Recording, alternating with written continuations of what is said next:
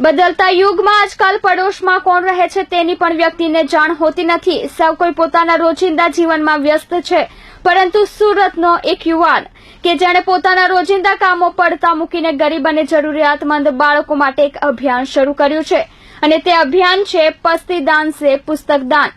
આ અભિયાન તે છેલ્લા 2 વર્ષથી ચલાવી રહ્યો છે અને અત્યાર સુધી તે પસ્તી ઉઘરાવીને 30,000 જેટલી નોટબુકનું વિતરણ કરી ચૂક્યો છે। કેવી રીતે ચાલે છે તેનું આ અભિયાન અને કેવી રીતે ચલાવે છે જોઈએ આ અહેવાલમાં।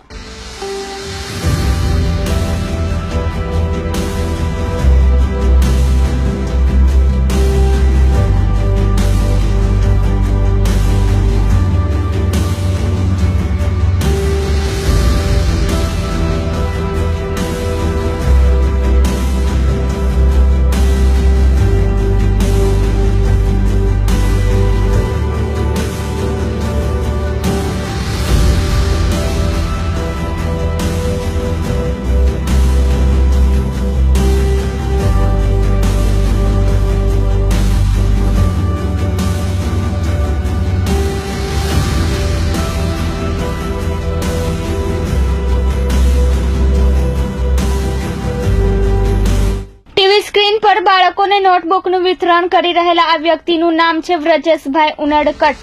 વ્રજેશભાઈ ખાનગી વ્યવસાય સિવાય સામાજિક કાર્યકર પણ છે, પરંતુ તેઓની કામગીરી જાણીને તમે પણ ગર્વ અનુભવશો।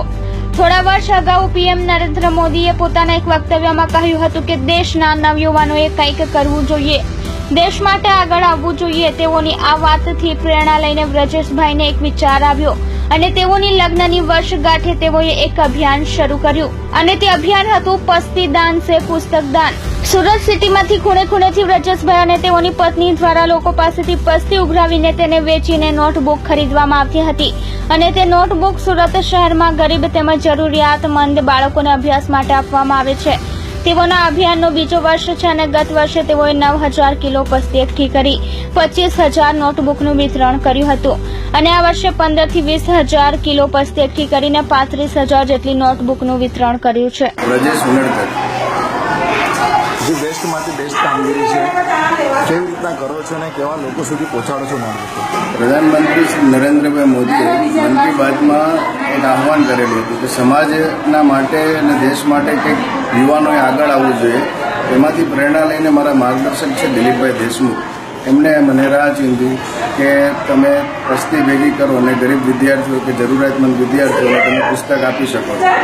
તો મારા એ 5 દિવસ પછી મારા લગ્નની એનિવર્સરી આવતી હતી, તો મેં મારી વાઈફે લગ્નની વર્ષગાંઠથી આ અભિયાનની શરૂઆત કરી। આ અભિયાન અત્યારે આ બીજું વર્ષ છે અને અમે સોશિયલ મીડિયામાં ફેસબુકમાં અમે પોસ્ટ મૂકેલી કે આજે અમારી એનિવર્સરી છે અને અમે આ પસ્તીદાન છે પુસ્તકદાન અભિયાન ચલાવવા જઈ રહ્યા છે, જેથી 1 મહિનાની પસ્તી આપો ને એક બાળક ભણાવો।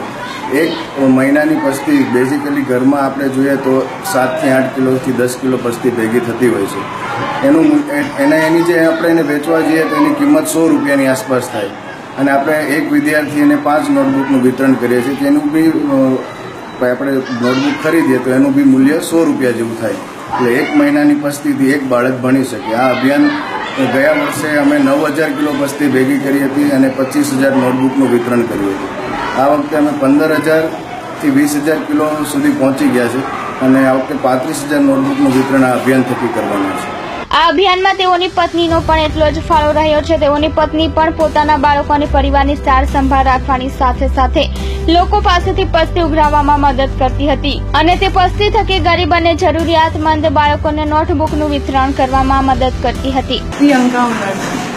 जी, किस प्रकार से पस्ती इकट्ठा की जाती है और कैसे बच्चों को दिया जाता है? मोबाइल सोशल मीडिया से फ्रेंड्स और फैमिली से हम कलेक्ट करते हैं डोर टू डोर जाके पस्ती, फिर उससे जो आता है उससे डोनेट करते हैं बुक्स बच्चों को।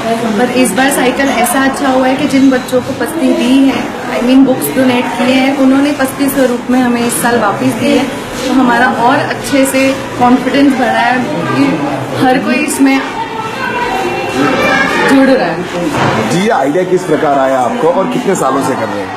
श्री नरेंद्र मोदी जी ने कहा था कि यूथ को कुछ करना चाहिए अपनी सोसाइटी के लिए, और हमारे हैं जो दिलीप देशमुख उन्होंने भी यही कहा कि आप कुछ करिए, तो ऑन एनिवर्सरी पे हमने ये शुरू किया पस्तीदान से पुस्तक दान। क्या कहोगे कि युवा के तौर पे?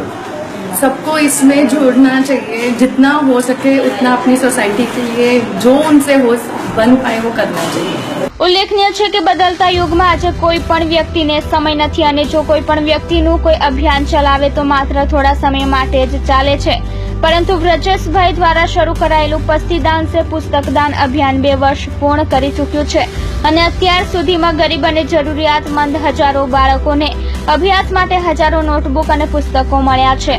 ત્યારે વ્રજેશભાઈનું આ અભિયાન સમાજમાં એક ઉત્તમ ઉદાહરણ પૂરું પાડે છે અને નવયુવાનોને પણ કંઈક કરી બતાવવા હિંમત આપે છે। મયુર ઠક્કર, S24 ન્યૂઝ, સુરત।